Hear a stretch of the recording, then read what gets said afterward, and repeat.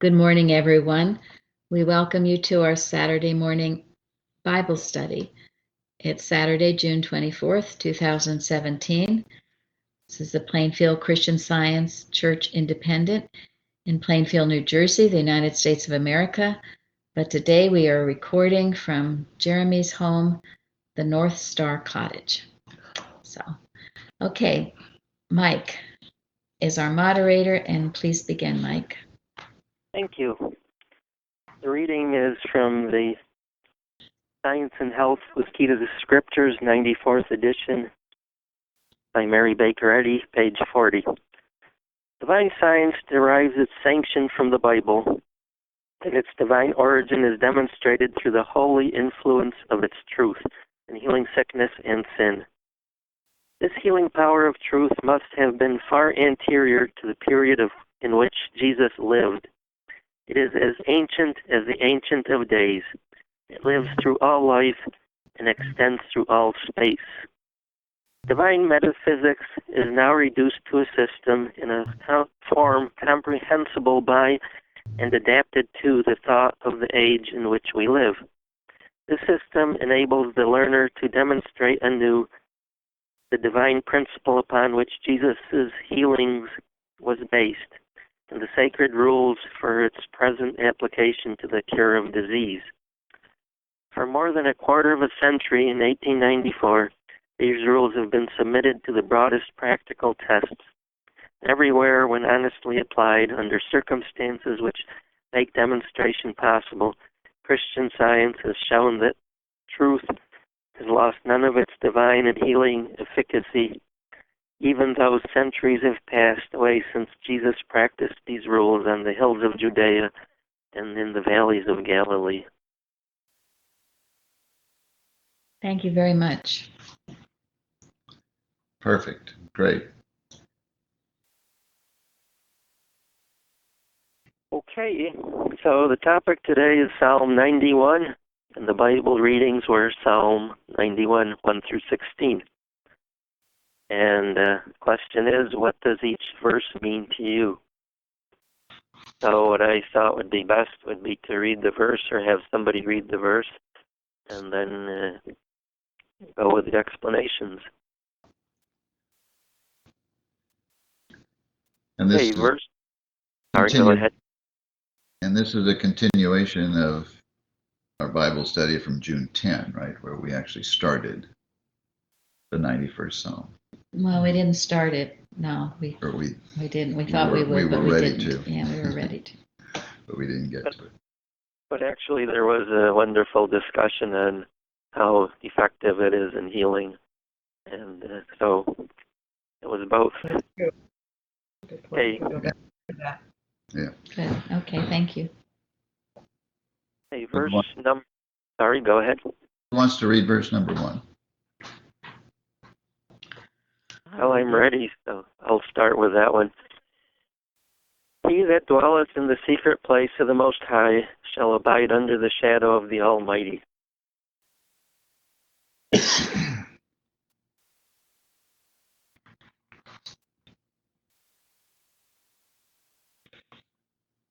Don't everyone yell at once. Well, one of the things that I found, and I have to thank Mrs.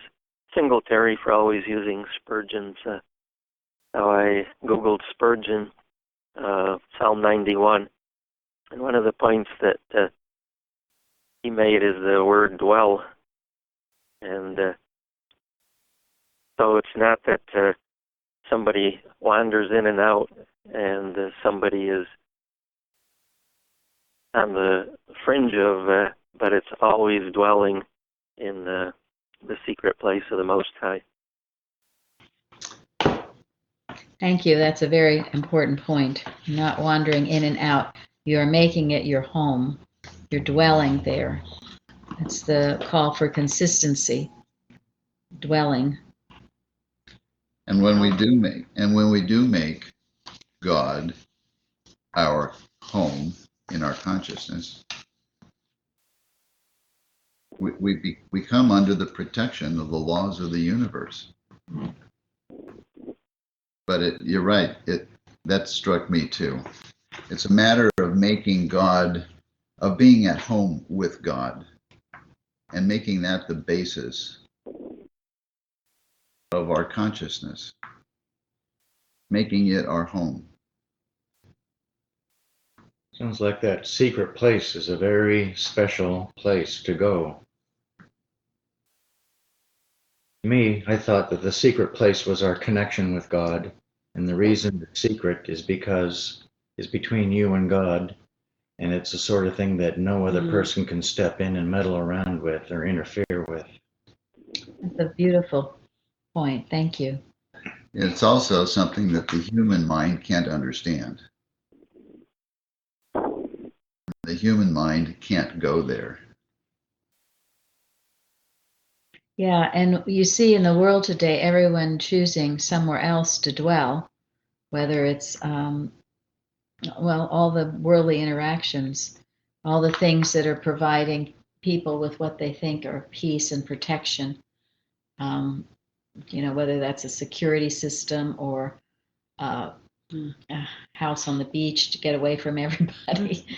But the various ways that people carrying a gun, there are many ways that people are looking for protection other than in God.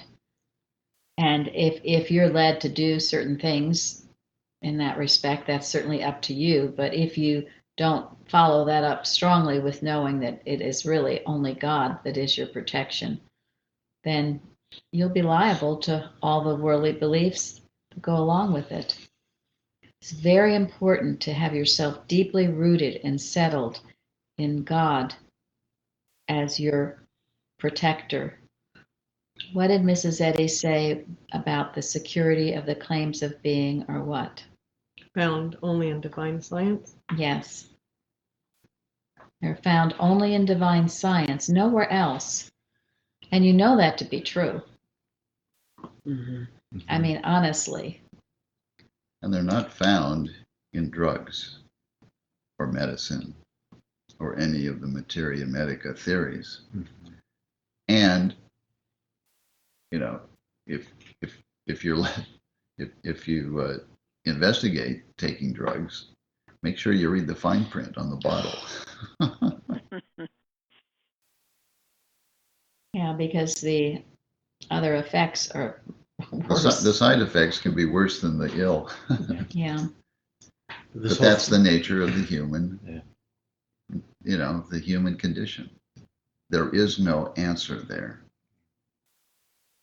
Just going to go back to security because it's a huge issue in society today. It's a big concern.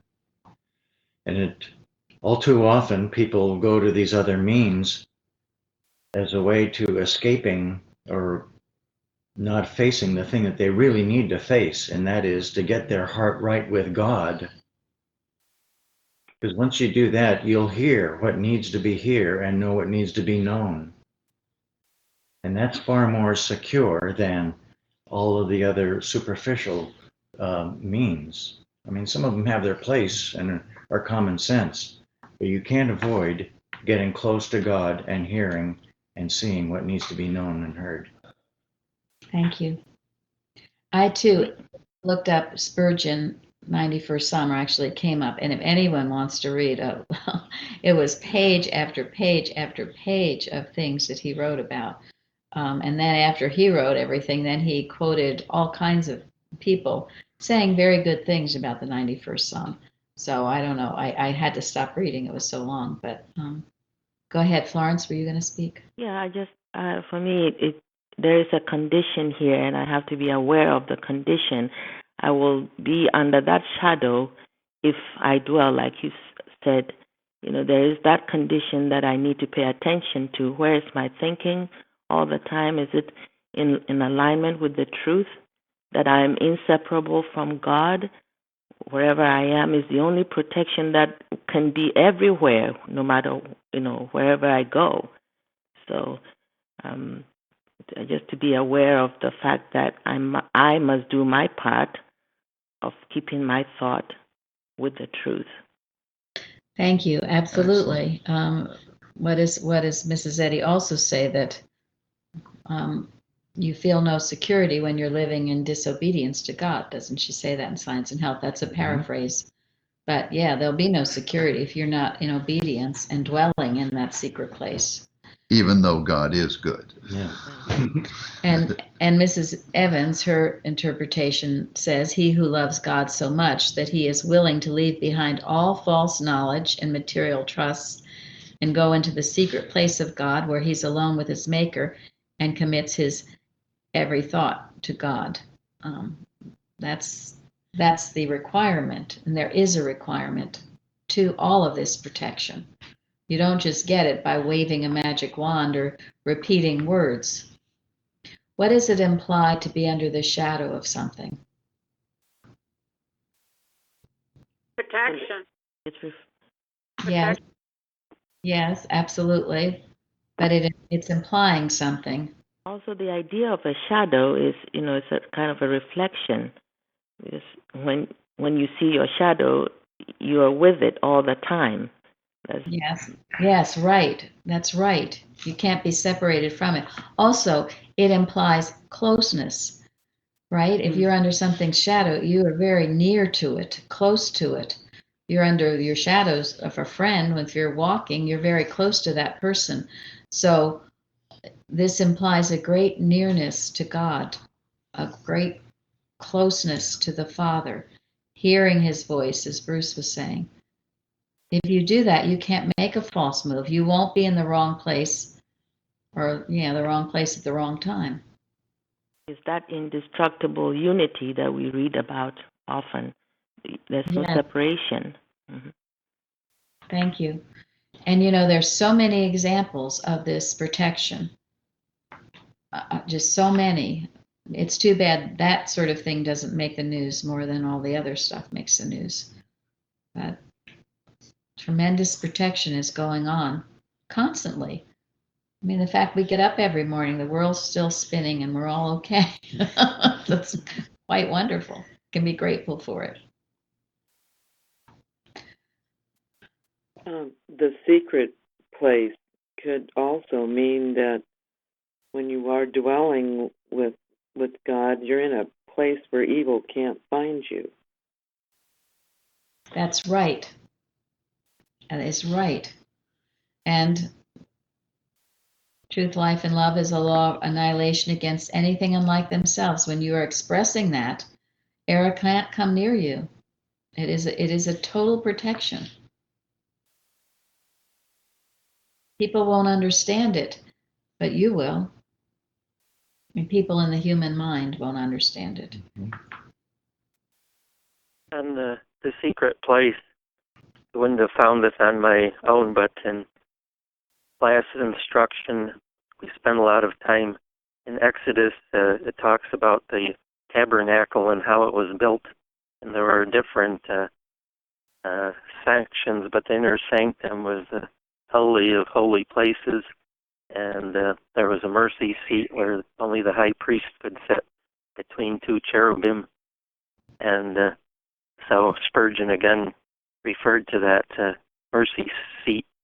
So that's kind of the biblical background on what everybody here is describing, that holy place of being at one with God. And what is so beautiful is that Christ Jesus and Mary Baker Eddy did not limit it to one high priest, but said it was available to all of us. Right. And Thank you. and she implored us to go into our closet. As did Christ. Mm-hmm.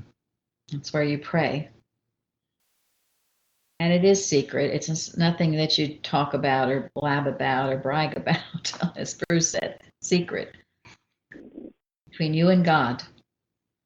And it's a place where you shut out all the distractions of the world. That's why Jesus had to kick people out of the house when he was healing people. He had to get rid of all the contrary thoughts. So, and you can be dwelling in this place wherever you are. You can be in the middle of a huge crowd, in the middle of New York City. You can be at a business meeting, any place. If you're conscious of your Father's presence, you will be in that secret place of the Most High. You don't have to be in your room with the door shut.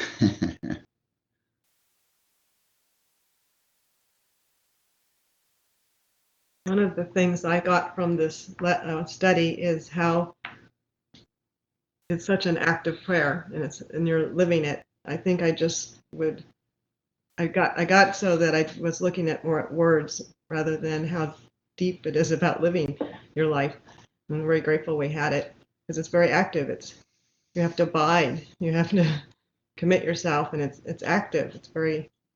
What I did was I took all these words and put them in concordance for Science and Health to see how Mrs. Yeti used like secret and abide and refuge. And what I kept getting was this is a very active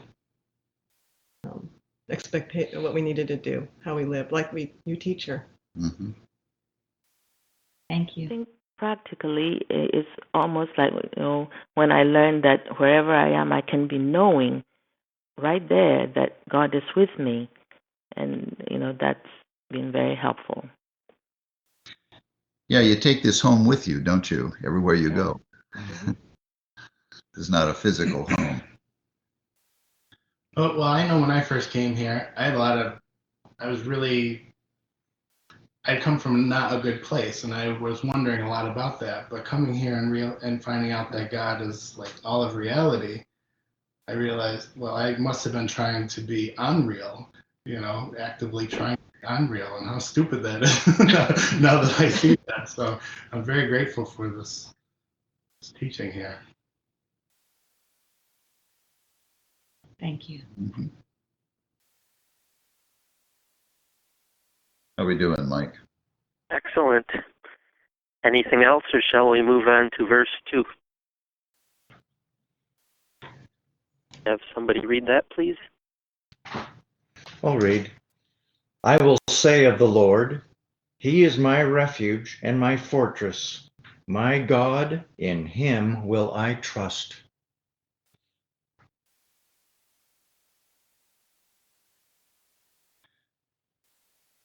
Well, this is somebody who's made up his mind who he was going to follow.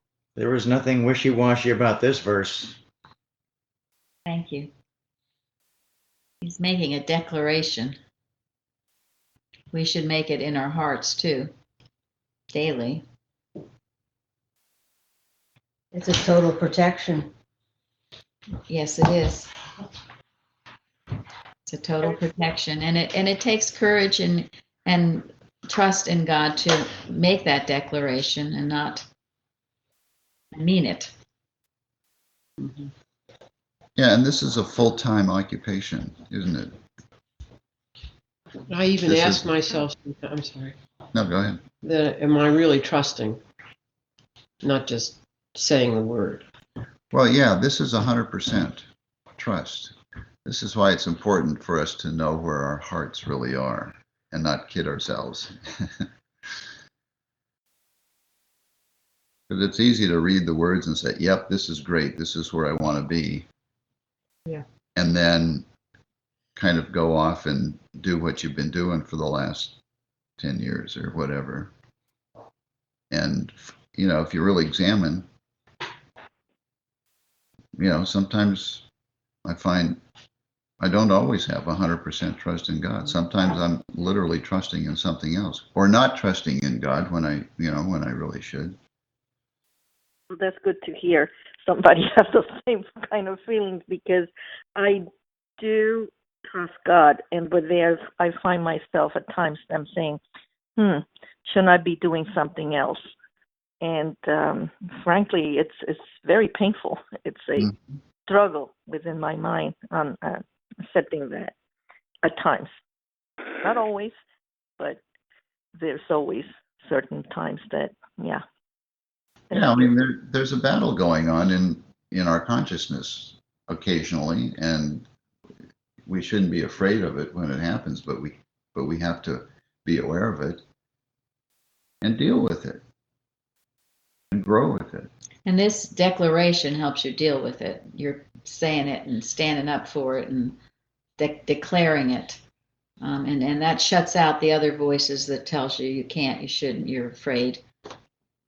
You declare it. He is your refuge. Yeah, and your fortress. I can trust, and I should be trusting in the truth as much as I know the truth, because that is God. I should be trusting eternal life, because that is God. And I should be trusting divine love to look out for everything that affects me, because that is God. I think what also should help us is what He's brought us through before, and our gratitude for that, seeing that yes, there is a power that nothing can compare, and that helps us to deeply, increase our trust in God. Yes, thank you. We often say that hitherto the Lord hath helped us, and hitherto He will. That's a reminder. Very good. That's why we recount our blessings. That's why we have our Wednesday meetings. That's why gratitude is such an important part of our life. If you're continually thanking God, being grateful for every little thing He's done, you will feel His presence. But if you take it for granted and don't acknowledge it, that's a very secular way to live. And then when something alarming comes, you go, oh my God, oh gosh, what's the, and you're just thrown off kilter. While if you've been living it moment by moment, it can't throw you off. It can't.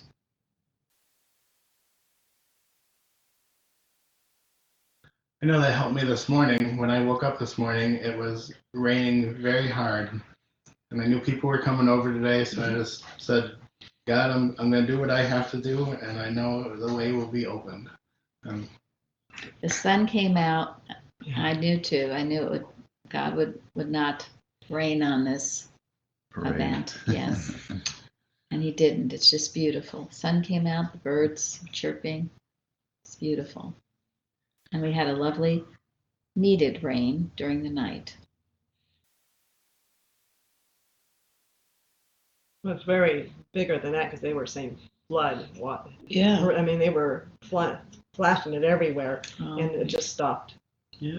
So it wasn't just that the sun came out; it stopped a huge, aggressive threat. Oh, there you go. You do right the best you can. God takes care of it. You focus on Him, and He takes care of it. He always does. He always has. I mean, I know Elsie was talking about too. She's in Alabama where the storm, whatever, Cindy was coming up, and she was praying all day, right, Elsie? And I sure was, and I used the 91st Psalm. yes. People in Pennsylvania were praying too. Yeah. People in Atlanta were praying too. I bet you were. That's it. That's wonderful. It becomes a way of life. We just do it. A way of life. An example. It recalls a number of years ago, my husband was going to the doctor, and the doctor was an oncologist, and I walked into the office and sat down waiting for his appointment. And I looked around and I thought, what am I doing here? This is so depressing. And all of a sudden it was like somebody yelled at me, pray. I said, hey, that's a good idea. And it did help. It just shows it can turn it right around. Whatever situation you go into, you should be the light, bring a blessing and healing. You're not dismayed by what you see. You change this.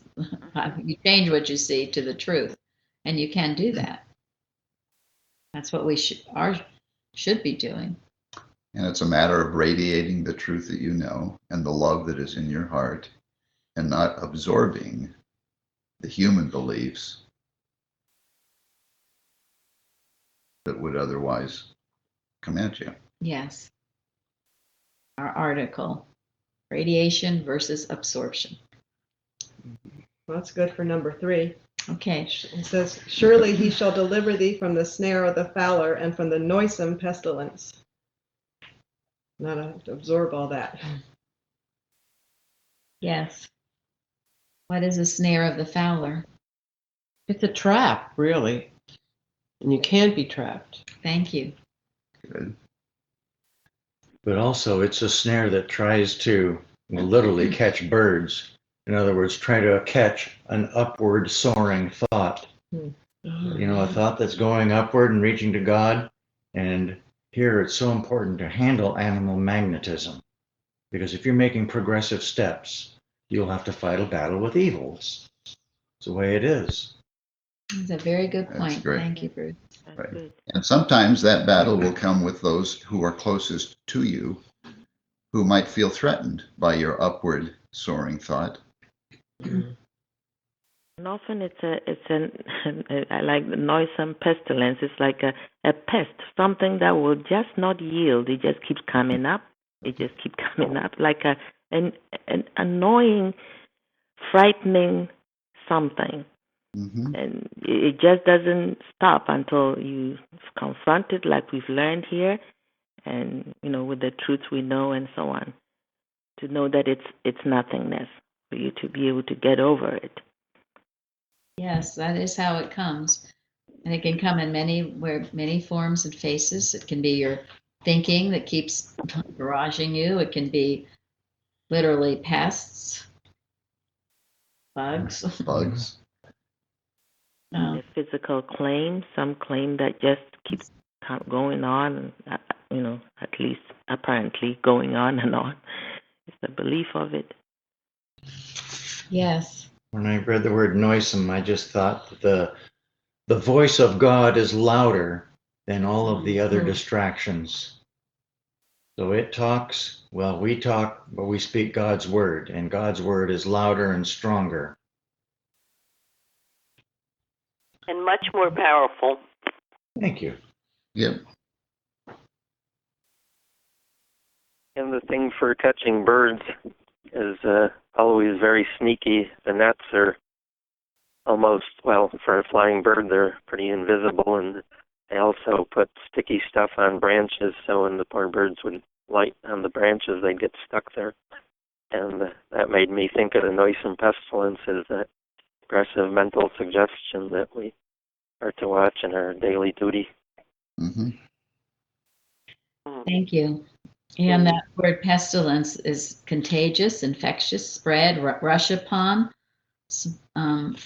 smites suddenly and wounds mortally, things that take you by surprise and try to take you over. Yes, even that, God is the protection. Matthew, We're never put off guard. Go ahead. Matthew Henry describes it as the temptations of the devil and the contagion of sin. Wow, thank you. Because sin can be contagious. That's why you watch who you keep your company with. Because if everyone's doing it and it seems okay, it can be contagious. Thank you. I remember when I came here, I felt I was in a gray zone because of all the noises and pestilence. Nothing's either right or wrong. It's just how you think of it, or, morality was kind of 50 Shades of Grey. Yeah. It's interesting because Mrs. Eddy, one of the few places you actually see the quote from one of the lines in the 91st Psalm has to do with, quote, infidelity to the marriage covenant is the social scourge of all races. The pestilence that walketh that in darkness, and then she says, ... this destruction that wasteth at noonday. That's interesting you mentioned that. Thank you. Thank you for bringing that up. I have thought about that too. That's what she calls it. The pestilence, this immorality, this breaking the marriage covenant. It's a pestilence. And I can't see it leading to anything good. She talks about free love and the lack of morality that she saw coming and was evident even at her time. So, pestilence, noisome, all over the place, being crammed down your throat. I read, and I'll say this. I saw something popped up on my phone. You know how you get all these things. There was some news thing, but it was a question, when you're dating, how soon should you have sex? And the answer was, you wait at least a week, maybe a month. I was like appalled at that. But I mean, if this is the modern morality, well, we need to get back to our old-fashioned principles where it's should be something sacred between two people who love each other and who are married.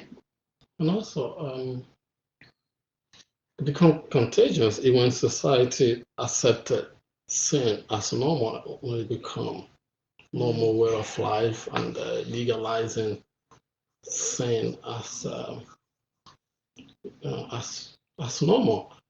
Like you said, I'm very traditional when it comes to when it comes to family values, and I think it'll be like that for a very long time. That doesn't mean I'm against anyone's opinion or way of life, but today you see gay marriage today as normal, but in the beginning it wasn't normal. I don't think anywhere in the Bible that it was that it has any support or reference in support of that.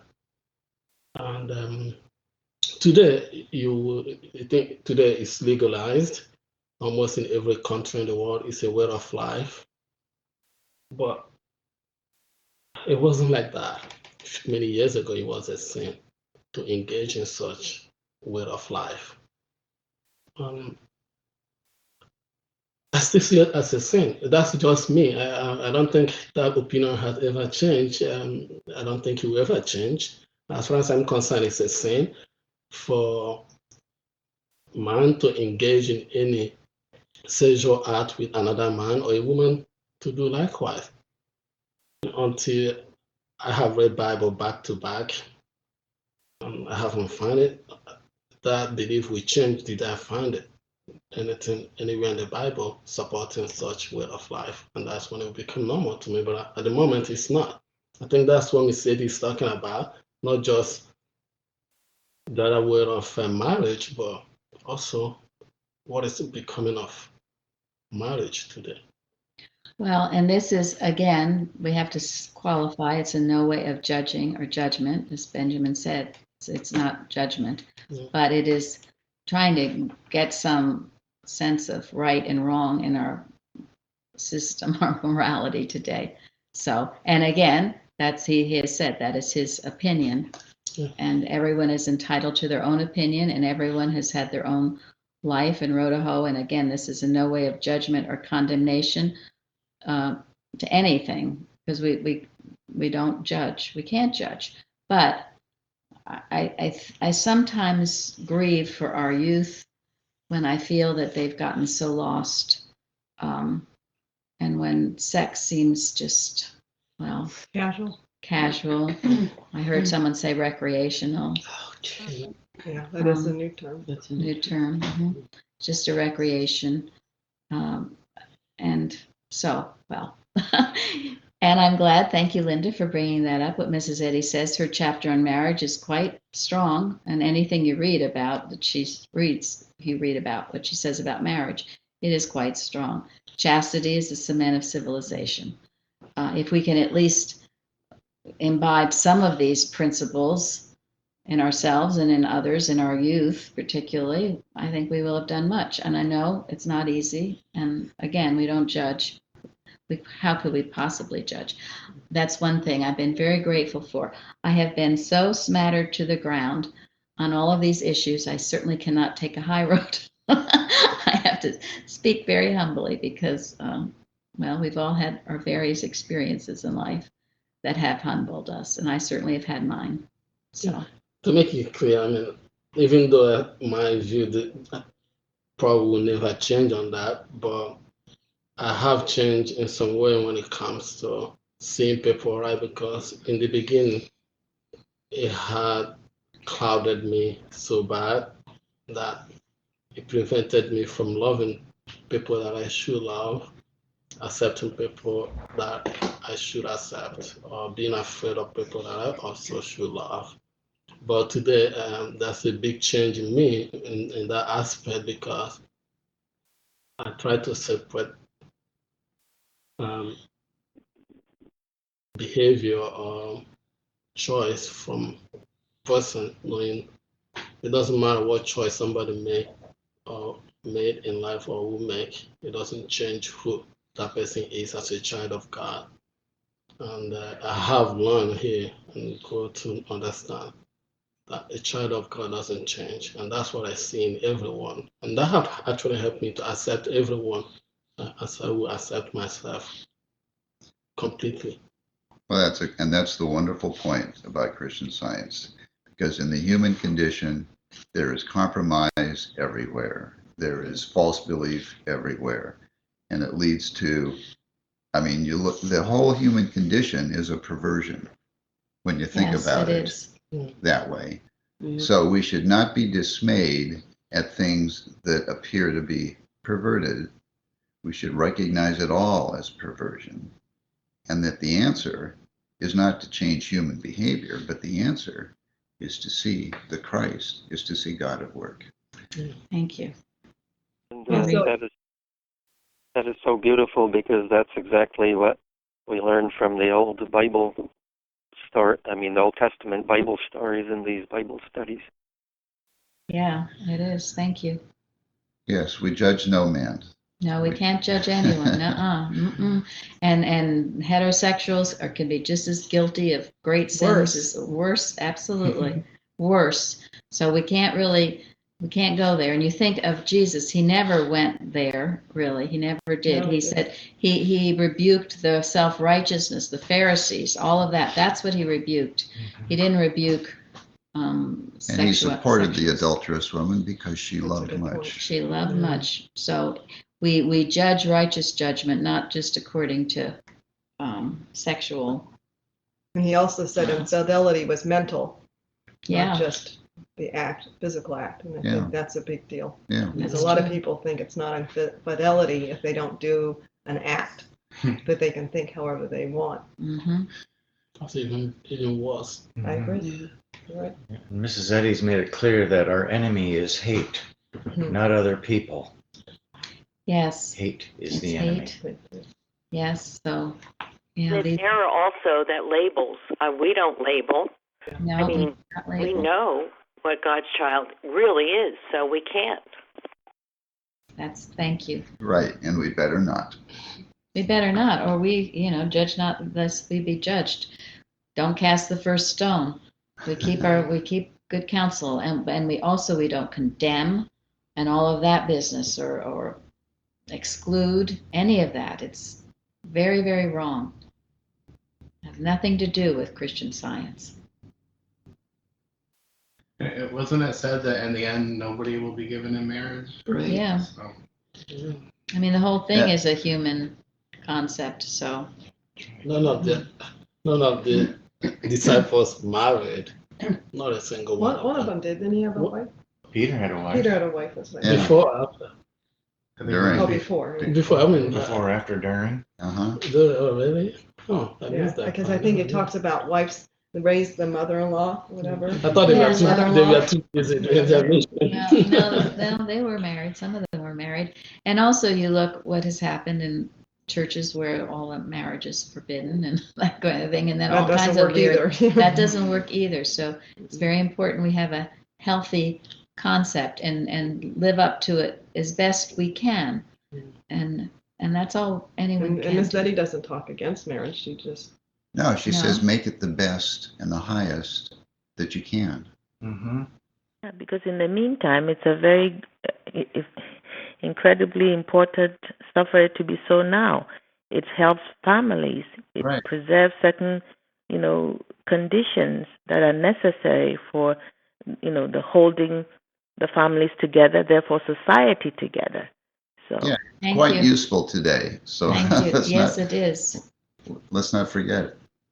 And if you just say, oh, no, it isn't, and forget about it, well, then we have troubles, and we are having troubles in that regard. And we're living in a gray zone, and that's not a good place to be. Yeah, and also if you look at, in America today, I don't know if the statistic is right, but it says half of marriage in America is failing. And you can't really link that together with how churches are failing too, oh, because that's you can. interesting. marriage is becoming less important, less strong, and people are becoming, because of that, nobody's encouraging each other. And as a result, it's affecting people's love for God and church in particular, because they are more attracted to something else. Well, and partly why the youth is against religion and church is because they feel it condemns, well, sex outside the marriage. It condemns gay people, and they think that's terribly wrong. They don't think that is Christian, so they reject Christianity in its entirety. And these are issues that are important that we mustn't get into by being Dogmatic. dogmatic. Thank you. That's the word, dogmatic, because it's, Christianity is, people are against all these things, not what they're for, but they're against. So it has no place in Christian Science. I believe Christian Science is the one rules and laws of the universe that embrace and encompass everyone with great love and exclude no one. So anyway. And also failure to talk about it, just quickly, failure to talk about it is even more dangerous to church, really. Well, I'm sure that's true. It's good to have discussions. So if anyone want to say anything now or before we move on, please do, because I don't want to get emails later about that. Get it out. Get it out now. Well, the bottom line is that we are all God's children. Yes, it certainly is. And if you see dogmatic in Christian Science, then you're not in the right place. Yes. No, we're not going to do that. Don't go there. Right. Anybody else? I was just thinking when I was reading this, I had a picture in my mind about this destruction that wasteth at noondays, this big old tough guy walking around the streets like he owns the place. And that what we need to do is, no, you don't own the place. Right. Okay. All right. Where are we now? 4. Number 4. I read 4. Mm. He shall cover thee with his feathers, and under his wings shalt thou trust. His truth shall be thy shield and buckler. I think immediately of atonement and Eucharist. Truth's immortal idea is sweeping down the centuries, gathering beneath its wings the sick and sinning. Beautiful. Thank you. Yeah, and the principle underlying this is really beautiful. And the principle is that God always protects his creation. That's what's going on. We get ourselves out of it, though, if we don't remain under that wing. Exactly. As she goes on to say, my weary hope tries to realize that happy day when man shall recognize the science of Christ and love his neighbor as himself. And that's the condition that Psalm 91 starts with, doesn't it? Mm-hmm. Yes. To dwell in the secret place of the Most High. To recognize the science of Christ. To put 100% of your trust in it. You can't go wrong. I think it was Luann sent me this beautiful picture of this bird with her wings spread and her little birdies under her wings. It's a beautiful picture. And also there's pictures of swans who do that too. I mean, if you can capture those pictures, they're beautiful. I think it's so important the analogies used because feathers are, and birds, of course, as God's creation, are very incredible. Because feathers, I just read this morning, even though they're so light, they make up 2 to 3 times as much of the bird's body weight as the bones. So all the feathers weigh more than the bones. And another thing, when we had talked so much about oiling shields, birds have to oil their feathers to keep them waterproof. They have this little oil gland, and then they just, that's why they spend so much time preening and such, because not only do they oil it, but they also, the flight feathers, have these amazing, they call them barbs, which have to interlock like Velcro, and they have to keep them become interlocked or they can't fly. And that's why they're always preening, washing, dust bathing, and such. So that's the prayer, is constantly keeping in the right place as they're preening. Yeah, and I've heard that the eagles, when they're teaching their eaglets how to fly, they carry them soaring way up in the sky with them on their nestled on their wings, and then they let them drop, so they'll learn to fly. And then right before, if they're struggling, right before they hit the earth, the eagle The mother comes down and swoops them it up. up so it doesn't touch. And so it is with us. We don't go crashing onto earth. We will not crash and burn when we're in that secret place of the Most High. Impossible. Even though sometimes we feel we've gotten very close to it. Okay, and then the next is Number 5. Oh, well, his truth shall be thy shield and buckler. The other part of that's the strength that comes, the strong part, the shield and buckler, the truth, because of course birds' wings are very gentle, right? Mm-hmm. So But they are strong. But they are strong, and the truth is our shield and buckler, our total protection. Okay, the next one. Number 5, thou shalt not be afraid for the terror by night, nor for the arrow that flieth by day.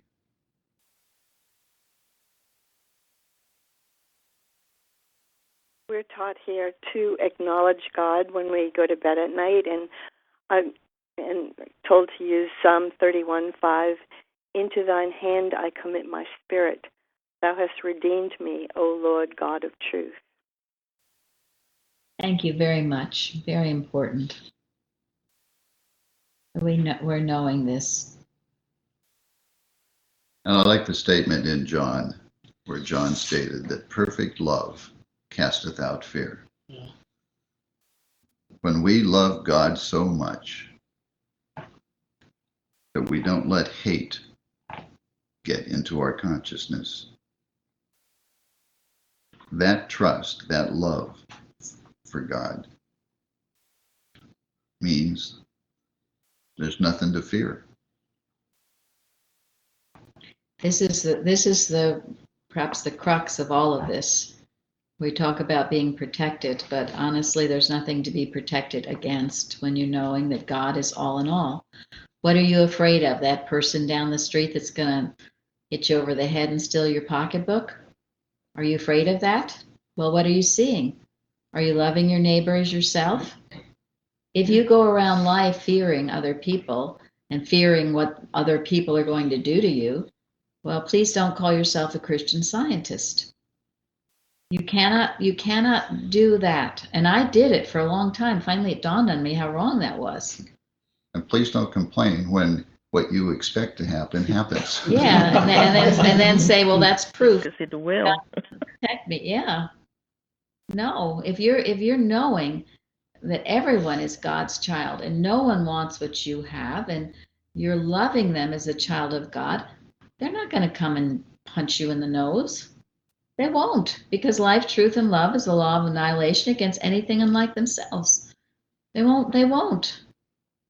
But you've got to be loving them and not just, occasionally or when you're in a dark city street, but all the time. Seeing them correctly all the time. There is nothing but God. You either live that or you don't. This is where the real protection comes from, knowing that God didn't create anything, pestilence or anything like that you need to be protected from. That's the ultimate understanding. Knowing it, sorry. That's the ultimate understanding of this 91st Psalm. Go ahead, Florence. I said, if you're knowing it, like you've been saying, then it doesn't, even at night when everything seems to be so aggressive, that shouldn't happen because he's all at night and during the day.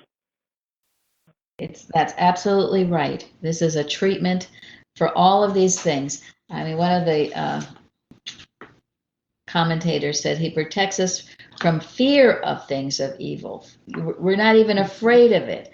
And so what is that? Night robbers, home invasions, earthquakes, storms, ghosts, goblins, all those things, death, disease, all those things that run through your mind if you're not careful.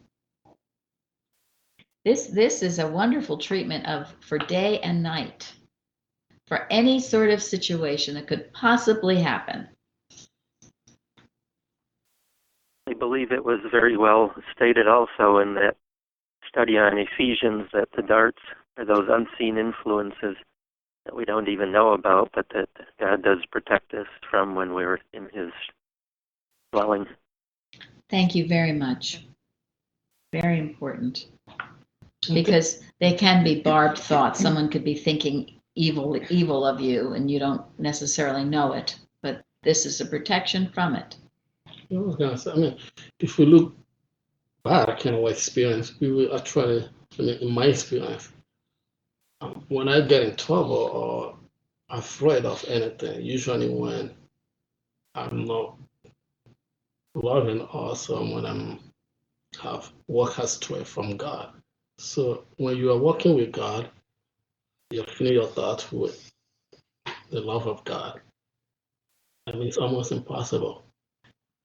God will direct your steps. You will be at the right place at the right time. You will not even be on the dark street, because when you walk on the street, there'll be light. So when we experience the opposite, means we're on the opposite side of thought. Yeah, don't be suspicious and don't be hateful toward your neighbor. And if you get a feeling of danger, you love all the more. You know that right in that very place is the presence and power of God. That's all there is. I remember the testimony. I think I gave her the round table when I told you that I was traveling. In about a couple of minutes, I would have walked into trouble in the trap of rebels, and that probably would have been the end of everything. But God sent an angel, and He gave me a different direction. That's how God works. When your thoughts is filled with His presence, almost impossible. I mean, in my opinion, it's almost impossible that you walk into trouble, because He is God. Thank you. Yes. Yeah. What's the next part? I've done we won't even be afraid. It says, nor for the pestilence that walketh in darkness, nor for the destruction that wasteth at noonday.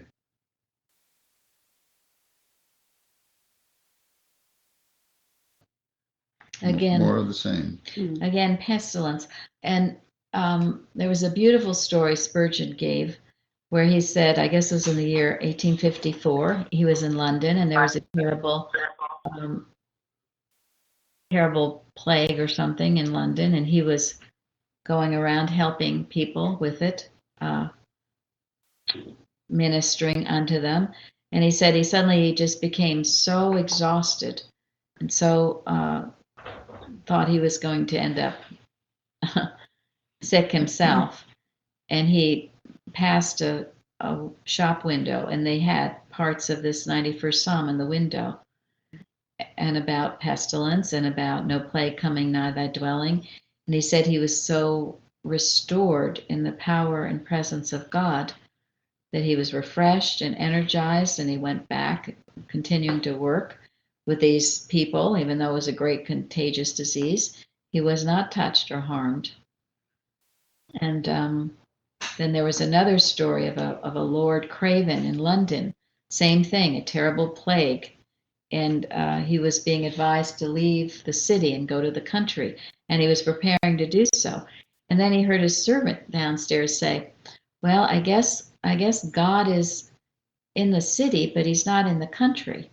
I mean, he was saying that seriously because that's what his master, the guy that he worked for, was saying, that somehow it's okay in the country, but not in the city. So Lord Craven said he listened to these words of his servant and said, what a fool I am, thinking that God is in the country, but not in the city. So he stayed in the city and did tremendous work helping the sick and not getting sick or touched at all himself. And so then what does Mrs. Eddy say in Science and Health? That it is proverbial that Florence Nightingale and other philanthropists engaged in humane labors have been able to undergo without seeking fatigues and exposures which ordinary people could not endure. The explanation lies in the support which they derived from the divine law rising above the human. The spiritual demand quelling the material supplies energy and endurance surpassing all other aids, and forestalls the penalty which our beliefs would attach to our best deeds.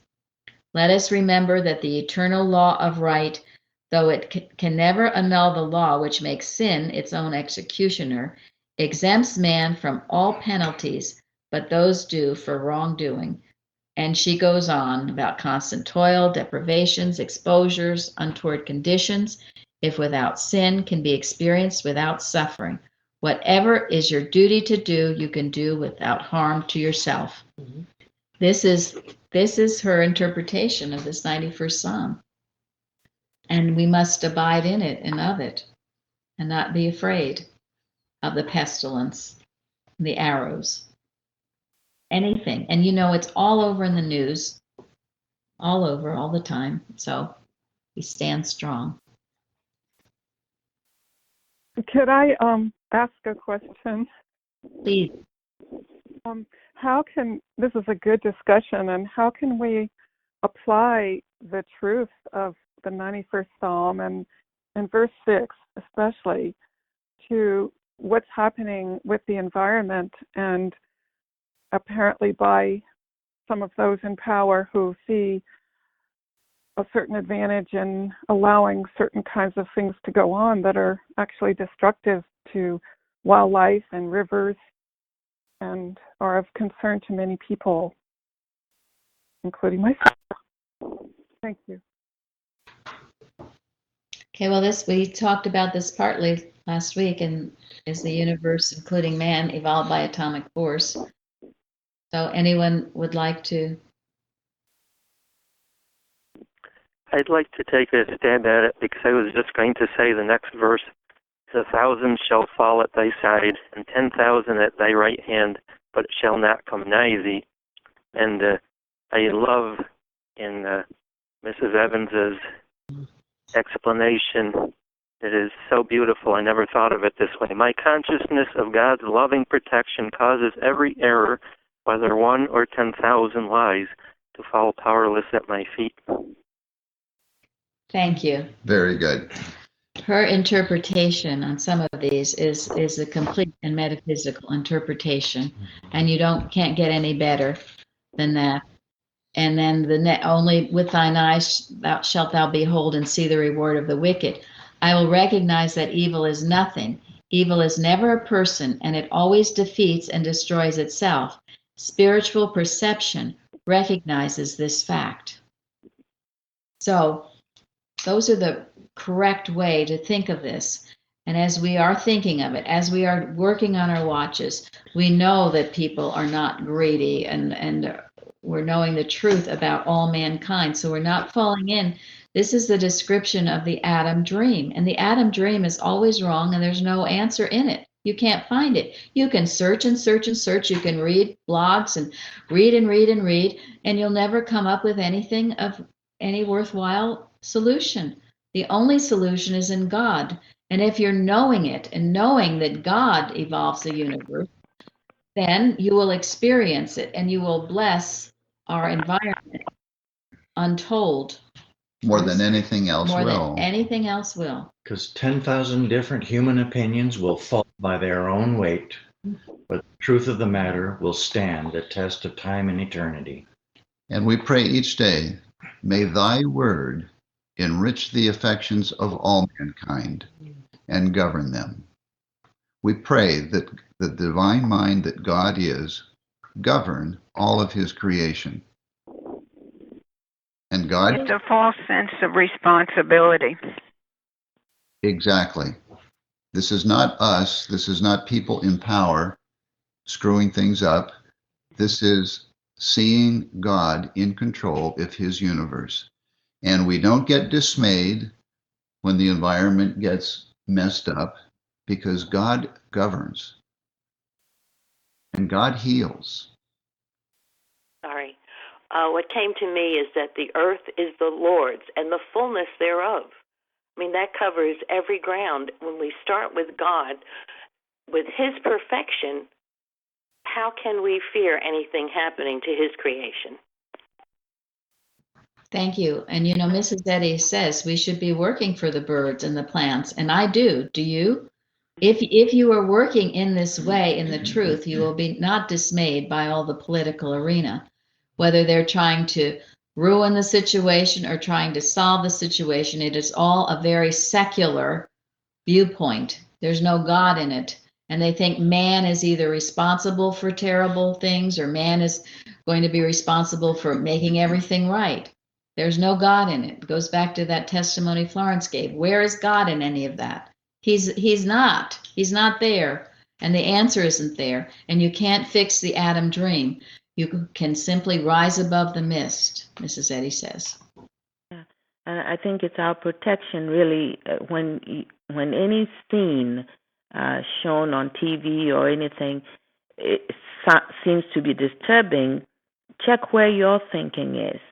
That's what I do. I mean, some of the things that pass around are so, to human sense, so horrible, so terrible. But then if you don't see that, wait a second, if I don't take care, I'm in the dream myself. Mm-hmm. You will be in the dream yourself. Yes, you will. And you'll be right. You'll be adding to the problem rather than adding to the right solution. And I've told of this story of this place in South Carolina. It was a nuclear dump, right? Yeah, there's a place that was carved out as a dump for nuclear waste, and it was radioactive, and it was fenced off. Nobody could go in or nobody could go out, and it was, they stopped using it as a dump after a while, but for many, many years, nobody could go near it for fear that it would, kill them or create problems. Well, finally, 20 years? Yeah, someone went in all masked up. Somebody went in, all protected, went in, and he found the place was absolutely flourishing. It looked like a wildlife sanctuary. Birds, animals, wildlife, they were all flourishing. God had restored it. Left to its own, without any human tinkering, it had revived itself. And that's in the Bible too. It talks about restoring the waste places, doesn't it? Mm-hmm. It does. These answers, if you spend more time knowing the truth and working with these truths than you do in reading and listening to all the political arena, you will find wonderful things coming to pass. And not only that, you will be doing more for this earth and universe than anything else possibly could, which is why it's really a sin for anyone to indulge in getting so wrapped up in all of this stuff. And it's easy to get into, but it's a bottomless pit. There's no end to it. There's no end to the problems. There's no end to solutions. It's just a mess. Stay out of the mess. Stay out of the Adam dream. That's your answer. Dwell in the secret place. Yeah, right. Of the Most High. And think of all else, everybody else dwelling there. Yes. That's better than, I was almost taken yesterday by some video I saw of how all the old TVs and stuff are shipped to a certain section in Ghana, and you see all these young people, they're trying to get the copper or something. And it's just a horrible scene. And I almost got myself all into the dream, too, by how horrible it is and all that. And, from what I've learned through Christian Science, I said, well, what good is all this? If I think of this as corruption, people are corrupt and they're greedy and people are suffering and all that, I'm in the dream. So I started to change my thinking about it, know the truth. Right where all that is, God is still there. And Good. I'm sure there'll be a solution sometime. Well, and what we're finding is so many people are finding solutions, and we do support all this recycling and reusing things. And there used to be a show, I forget the name of it. It was about people in the South who didn't have a lot, but they took everything they had and reused it and recycled it. It was amazing. Nothing was ever thrown out. They found infinite ways to use things. And so it is. We have a limitless supply of things. And when we're in the divine mind, we will find the right answers. And I certainly believe, as much as I can, in organic and cleaning up waste and all of that. I do support all of that. Of course I would, but still the answer is in divine mind, the intelligence that loves its creation and cares for it. Because when we don't waste, when we don't abuse, we have everything we need. We do, yes, we do. And there's abundance of all things. Lack is another, it's just a belief. And we don't get dismayed when it appears that evil sometimes appears to work, sometimes evil appears to get by with its evil without punishment. Sometimes evil even appears to prosper, but it doesn't. Divine law of justice doesn't allow it. Yes, there's a simple prayer we say. God's law of divine justice is in full and complete operation. The wicked shall not go unpunished. Period. The wicked won't. The wicked will only destroy itself. So it's very strong. Oh, thank you. I mean, the greatest threat to mankind, not even nuclear waste, I think is sin, because if, in the Bible, there was a time during the time of Ahab and Jezebel when Israel, whether Israel or Judah, they were indulging so much sin that their sin prevented rain from falling in their land for almost 7 years. Mm-hmm. That was the greatest environmental catastrophe ever recorded. It was sin. Yeah. And when they turned back to God, the rain started pouring down. I don't think big politicians, environmental, what do they call themselves? Environmental scientists. Scientists, they should, like you said, they should focus more on God and focus more on turning to God. And I think that would be the best solution for everything. Because when you love, you won't dump waste in the backyard of your neighbor. Exactly. Right. And our job is to be an example. Yeah. Right. And as we've said, we go around the neighborhood with a bag and pick up any waste we find. Yeah. You be an example, you live the best life you can in that respect, and know others will too, and know that improvements are being made. In the meantime, it's a mental work. And we have gone over our time. I knew there'd be no way we'd get through this whole So, Mike, thank you so very much. Thank you so very much. I'm going to say, please post on the forum if you have anything to add. Yes, yes. Our Bible study all summer too. Post on the forum. If there are any especially interesting lessons that you think would be good for a Bible study in the fall, you can make note of that. And also, if anyone would like to add or say anything, please do. I just was reading Possession this morning, and this statement stood out. All belongs to God. Nothing belongs to us. Man is neither creator nor an owner. Thank you. That puts it in a proper perspective, doesn't it? Anyone else?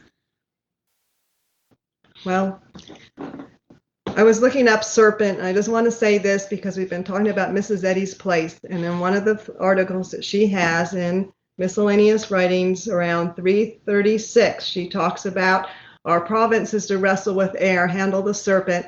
And she refers to the serpent of a material mind. Then she goes on immediately to say, do you love that which represents God most, his highest ideas seen today? And then she says, no, then you would hate Jesus if you saw him personally and knew your right obligations toward him.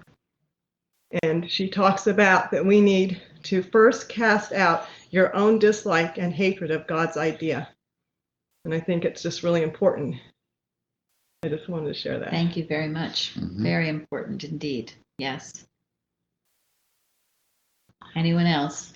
I'd like to just say I'm grateful to learn how to watch here, because whenever these sub things come up that I feel are way too big for me, I just do a watch and I feel so much, I have done something and it's better. So Thank you. That's absolutely true. When you're doing this and living it, these things, these awful things that used to trouble me so much, don't anymore. Not because I'm not dealing with them, but because I am dealing with them. And we're knowing that God works.